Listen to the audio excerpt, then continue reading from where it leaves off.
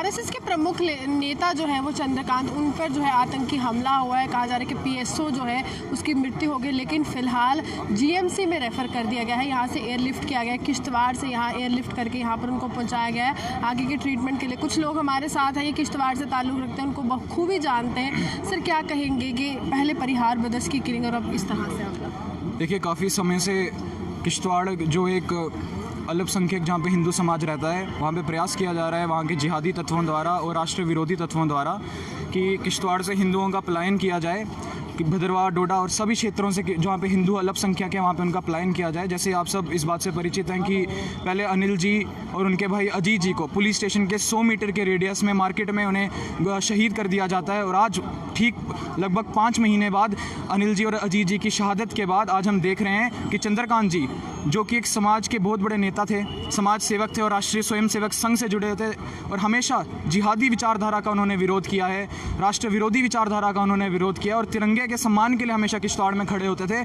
उन्हें आज बीच हॉस्पिटल में घुसकर उनके पीएसओ को शहीद कर दिया गया और उन्हें मारा गया है, गोली मारी गई है, जिसमें वो सीरियस हैं। अभी हम आपके माध्यम से गवर्नर साहब से और जो एडमिनिस्ट्रेशन वहाँ का है, हम उनसे प्रश्न पूछना चाहते हैं और जो राजनेता कश्मीर में बैठे हुए हैं, जिन्हें हर बात पे वहाँ के मानव अधिकारों की बात याद आती है, तो मैं उनसे पूछना चाहता हूँ कि क्या वो कभी राष्ट्रवादियों की जो मानव अधिकार है उनकी बात नहीं करेंगे?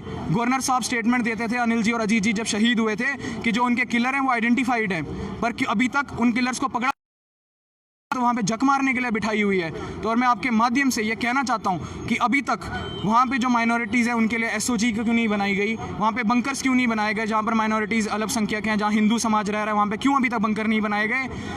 मुझे ये कहने में कोई शर्म नहीं आ रही या कुछ नहीं मैं कहने में मुझे कोई दो राय नहीं है कि दोबारा ऐसी घटना शायद से किश्तवाड़ में कभी भी हो सकती है, क्योंकि वहाँ पर एडमिनिस्ट्रेशन द्वारा कोई भी कदम नहीं, कोई भी प्रयास नहीं किए जा रहे हैं अल्पसंख्यकों की रक्षा के लिए। पहले भी इलेक्शन का दौर था और अभी भी इलेक्शन की वो एक रिप्रेजेंटेटिव होते हैं हमारे समाज के, और जब रिप्रेजेंटेशन ही खत्म करने का वहाँ के जिहादी तत्वों द्वारा प्रयास है, वहाँ के हिंदुओं को लैंडलेस और लीडरलेस करने का जो प्रयास किया जा रहा है वहाँ के जिहादी तत्वों और आतंकवादियों द्वारा। हमसे बात करने के लिए। तो ये जो विजुअल्स है मैं आपको दिखा दूँ, गवर्नमेंट मेडिकल कॉलेज कुछ देर पहले यहाँ पर जो है उनको लाया गया है फर्दर ट्रीटमेंट के लिए और यहाँ पर उनका इलाज जो है वो चल रहा है, क्योंकि बताया जा रहा था आतंकी जो है उन्होंने वो मेडिकल असिस्टेंट थे और वहाँ पर जो है किश्तवाड़ में उन पर हमला किया है और अब बहुत भयानक एक हमला है जिसमें पीएसओ जो है उसकी जो है वो मौत हो गई है। सर हमारे साथ है। सर क्या कहेंगे दोबारा एक बार फिर से इस तरह की घटना और आतंकियों के मंसूबे जो है वो किस तरफ जा रहे हैं? पहले कश्मीर में आतंकी थे, अब जम्मू की ओर रुख हो रहा है। आतंकियों के मंसूबों को जम्मू की देश की राष्ट्रभक्त जनता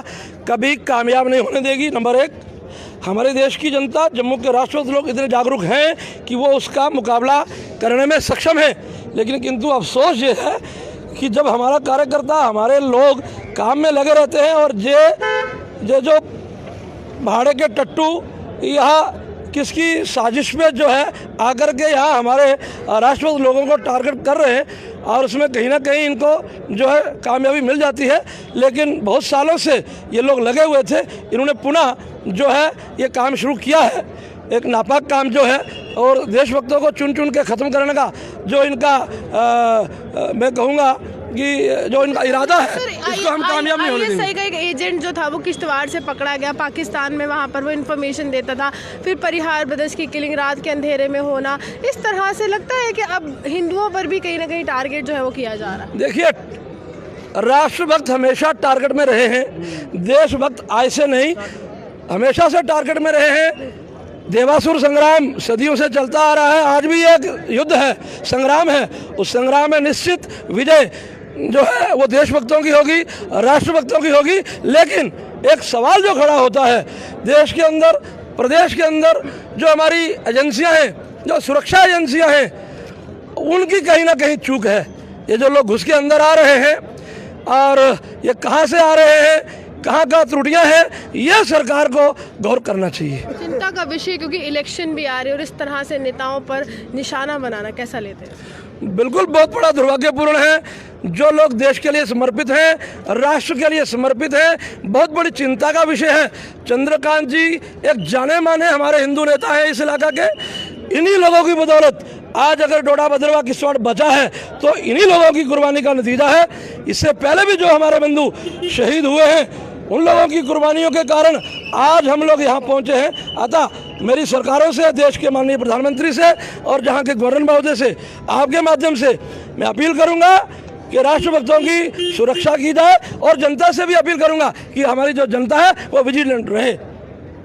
चलिए, तो साफ तौर पर कहना था कि राष्ट्र के विरोध में जो भी तत्व आते थे उनके खिलाफ थे ये सब, लेकिन कहीं ना कहीं इलेक्शन का दौर है, इस तरह से नेताओं को जो है निशाना जो है वो बनाया जा रहा है। और ये गवर्नमेंट मेडिकल कॉलेज के बाहर के विजुअल्स हम आपको दिखा रहे हैं और आपको दिखा दें कि यहाँ पर लोगों का रश है और जो उनके शुभचिंतक हैं उनका भी रश है। और यहाँ पर जो है, यहाँ पर कुछ और लोग हैं, इनसे बात करेंगे। सर, क्या कहेंगे कि दोबारा इस तरह की घटना, आतंक के पैर जो कश्मीर से जम्मू के? देखिए, सबसे बड़ी बात मैं आपको ये कहूँगा, जिस तरीके से महबूबा मुफ्ती की जो स्टेटमेंट्स आती है जम्मू कश्मीर को लेके, हमेशा वो राष्ट्र विरोधी बात करते हैं, हमेशा वो भाजपा को टारगेट। हम किसी पॉलिटिकल कैरियर की बात नहीं, किसी पॉलिटिकल की बात नहीं करेंगे, बट ये कहेंगे कि जो भी यहाँ पे राष्ट्रविरोधी नारा मारेगा, राष्ट्रविरोधी गतिविधियाँ करेगा, उनको बिल्कुल बर्दाश्त नहीं किया जाएगा। गवर्नर साहब से अपील करते हैं कि जल्द से जल्द हथियारों को पकड़ा जाए, इनमें इंक्वायरी की जाए, वरना ये विद्यार्थी परिषद यहाँ पे अभी देख रहे हो, अभी कोई कुछ भी नहीं है। आने वाले टाइम में बहुत बड़ी मूवमेंट बनने वाली है, इसलिए गवर्नर से अपील लगता है कि इलेक्शन में खलल डालने के लिए इस तरह से घटनाएं हो रही हैं। हाँ बिल्कुल, महबूबा और उमर की ओर से ये तो खलल डाली। जिस तरीके से किश्तवाड़ में सुना जा रहा था कि कुछ बंकर्स बनाने के लिए वहाँ पे अपोज किया जा रहा था, जो हमारी सेंट्रल केंद्र सरकार की ओर से बंकर बनाए जा रहे थे, उनको अपोज किया जा रहा था। बट यहाँ पे सामने दिख रहा है, बिल्कुल एक विशेष रूप से देखा जा रहा है कि यहाँ पे पूरी पॉलिटिक्स की जा रही है। हमारे जैसे भी लास्ट टाइम अनिल परिहार जी की किलिंग हुई, इस टाइम ये अपना इन पर अटैक किया गया। ये बिल्कुल राष्ट्र विरोधी की बात कर रहे हैं और जल्द से जल्द इनको हथियारों को पकड़ना चाहिए। कश्मीर में आतंक के पैर थे, वो पैर जो है वो जम्मू की ओर परस रहे। क्या कहेंगे, कहीं ना कहीं अब जम्मू को दहलाने की, इस तरह से दहशत बनाने की कोशिश? वो जितना भी जम्मू को दहलाने की दहशत करें, बट जम्मू और कश्मीर का जितना भी यूथ है वो एक हो चुका है। हम हर चीज़ का सामना करने को तैयार है, चाहे विद्यार्थी की परिषद की बात हो, चाहे बड़े नौजवानों की बात हो, चाहे सियाने बंदों की बात हो। हर बंदा स्टम्प रोड पे खड़ा होगा और आगे भी खड़ा होता रहेगा। तो साफ तौर पर यहाँ पर विद्यार्थी परिषद, यहाँ पर युवा समर्थन करने के लिए आए, लेकिन हाँ खिलाफ है, विरोध कर रहे हैं इस घटना का, आतंकी घटना जो हुई है। क्योंकि ये पहला मर्तबा नहीं है, इससे पहले भी एक घटना हुई थी जहाँ पर बीजेपी के एक दिग्गज नेता और उनके भाई की इस तरह से जो है वो हत्या कर दी गई। और यहाँ पर आप देख लीजिए किस तरह से यहाँ पर तमाम लीडर्स मौजूद हैं। जो नवगोत्रा साहब से बात करूँ, नवगोत्रा साहब, इससे पहले परिहार ब्रदर्स की किलिंग हुई, अब इसके बाद इस तरह की घटना, इलेक्शन भी आ रही है और आतंकवादी जो है अब नेताओं को जो है वो निशाना बना रहे, क्या कहेंगे? जी, मैं सीधे तौर पे नेशनल कॉन्फ्रेंस के संरक्षक हैं जो फारूक अब्दुल्ला और अमर अब्दुल्ला और महबूबा मुफ्ती, जो कहते हैं कि 35A और 370 अगर ख़त्म हो गया तो देश का झंडा उठाने वाला कोई नहीं रहेगा, तिरंगा उठाने वाला कोई नहीं रहेगा और पूरे हिंदुस्तान जल जाएगा। फारूक अब्दुल्ला का आज का ही ये बयान है कि अगर 370 या 35A की बात करते हैं, 35A की बात करते हैं, अगर इसको हटाने की या 370 की, तो फारूक अब्दुल्ला का ये कहना है कि हमें ऑटोमेटिकली आज़ादी मिल जाएगी। और यही लोग हैं जो 2 प्राइम मिनिस्टर की बात करते हैं कि जहाँ पे 2 प्राइम मिनिस्टर होना चाहिए।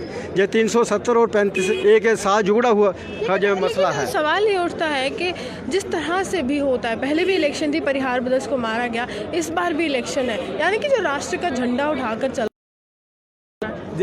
यही तो उमर अब्दुल्ला, फारूक अब्दुल्ला और महबूबा मुफ्ती कहते हैं ना कि हिंदुस्तान का झंडा उठाने वाला कोई नहीं रहेगा, तिरंगा उठाने वाला कोई नहीं रहेगा।